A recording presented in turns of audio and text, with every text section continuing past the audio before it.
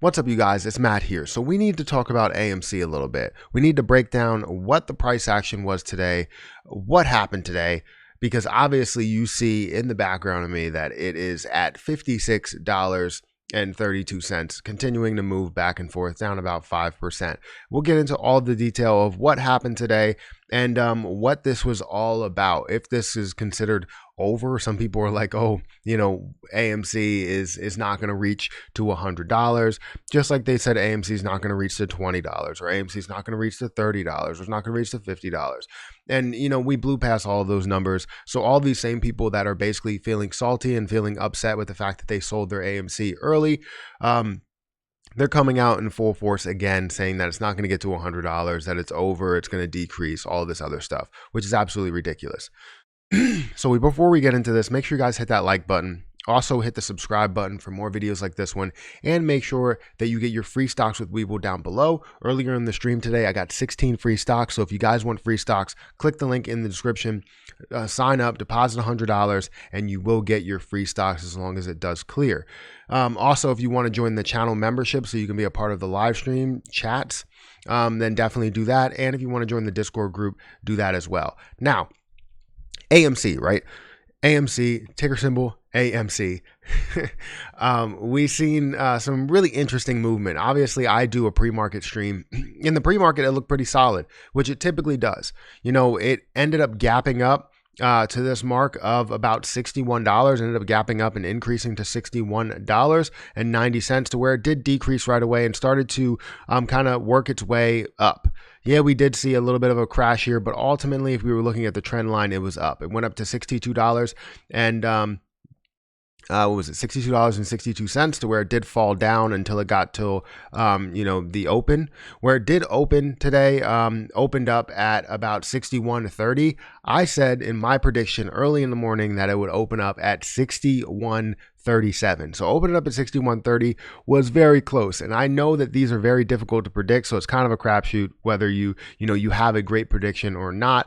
But I did say it was going to be 61.37, and boy, was I close. 7 cents off. I feel like that's an accomplishment. But that all went downhill, where obviously the rest of my prediction was it opens up at 61.37, and we've seen it resist at 65 and then decrease. It ended up resisting earlier than that.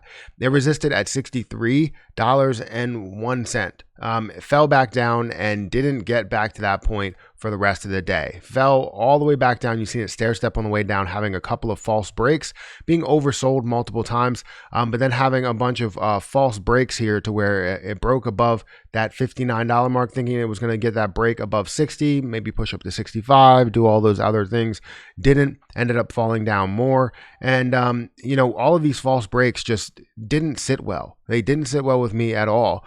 And they continued to push down, fell down all the way down to $53.43, which was not good at all. We did see at that bottom out point, we are seeing a little bit of an increase, a slight increase. If we're drawing a line from here to here, we can definitely see that we are seeing a slight increase, creating higher highs and higher lows in a very drawn out manner. Not something that's put together and looking like it's stair stepping on the way up. It's just having these higher highs and higher lows in a drawn out manner, right? But as you're starting to see right now, you're starting to see a little bit of consolidation after this increase up to about $56. And right now it's consolidating, starting to break that consolidation here. As of these minutes, you're seeing it break past the 200 EMA. And we don't really know where this is going to finish. Hopefully we have a good day to where it does finish, maybe back up at that $60 mark or close to it, $58 or whatever. We had a 167 million shares worth of volume, which is very close to what the average is, which has been skewed by the last however many days being over, 200, 300, 400, 500, 700 million shares in these days. So this volume is skewed by obviously the last week or so, or 2 weeks. But The average volume, I would say we're probably sitting somewhere around maybe that 45 million share range. So 160 is still pretty high. We're not seeing as much volume as we have seen in the past, because obviously a lot of the FOMO buying has disappeared. It will come back as you start to see this increase more, but it just looks like a lot of stocks are actually down. Now, if we looked at where we open and looked at all the numbers, we opened up at 61.30. Just like I said, we would be close to that 61.37 mark. We had a high of $63.01, and then we had a low of $53.43. So right now we're still wondering where it's going to close at. Now, what was this all about? A lot of people thought that, just like last week, that we were going to see a massive increase, that it was going to be a great day. Well, we all know that it's continuation of the shorting process from the hedge funds. We know that they're shorting, and it sounds like we're on repeat, because they are shorting every single day. And it's crazy because someone mentioned to me, or someone asked me about GME and what's the difference and all that stuff.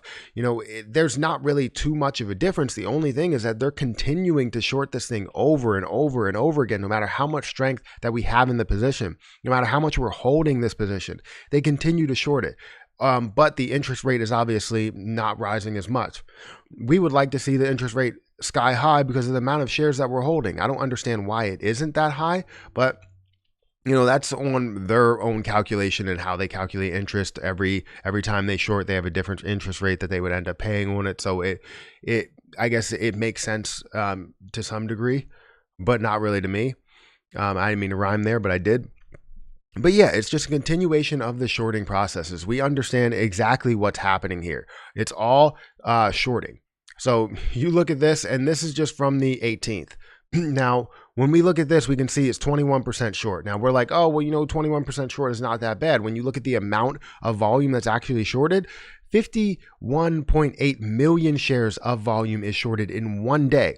That's one day, right? Then we look at everything that's happening down here. We can see that out of the volume that we've seen over the last however many days, 302 million shares worth of volume, 61.3 million shares, 37.5 million shares, which is one of the lowest.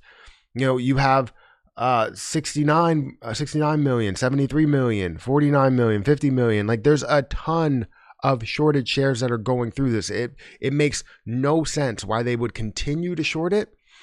Even though they know that they're losing, they know that they're wrong, they know that we're holding, they know that the price is going to increase, but they continue to double and triple and quadruple down.